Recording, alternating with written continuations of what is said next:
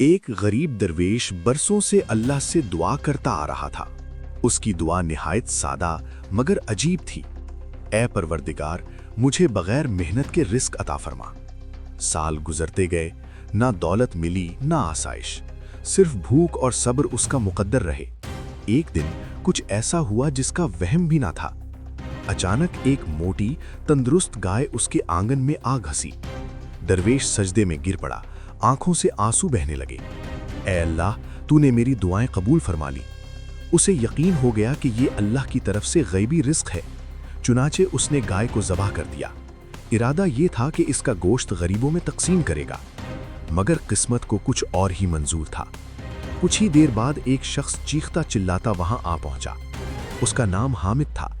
وہ سینہ پیٹتے ہوئے چلایا، اے قاتل، تو نے میری گائے کیوں ذبح کی؟ لوگ جمع ہو گئے، تانوں کی بوچھار ہونے لگی، اور غریب درویش کو گلیوں میں گھسیٹا گیا۔ حامد چلایا، اگر دعاؤں سے دولت ملتی تو فقیر بادشاہ ہوتے۔ آخرکار معاملہ پہنچا قاضی عمر کی عدالت میں، جو ایک نیک، عادل اور خدا ترس قاضی تھے۔ حامد نے الزام لگایا اور درویش نے اپنی برسوں کی دعاؤں کا حال سنایا، مگر صرف دعا شرعی اور قانونی دلیل نہ تھی۔ قاضی نے تحقیق کے لیے فیصلہ مؤخر کر دیا۔ اسی رات قاضی عمر نے ایک خواب دیکھا۔ ایک نورانی بزرگ شیخ عبداللہ جنگل میں ایک جھونپڑی کی طرف بلاتے ہیں۔ صبح ہوتے ہی قاضی عمر اس خواب کے پیچھے چل پڑے۔ وہاں جو حقیقت ان پر کھلی، اس نے انہیں اندر تک ہلا دیا۔ اگلے دن عدالت بھری ہوئی تھی۔ لوگ درویش کو سزا دلوانا چاہتے تھے، مگر قاضی عمر نے سکون سے کہا، اے حامد، اپنا دعویٰ واپس لے لو۔ حامد غصے سے انکار کرنے لگا۔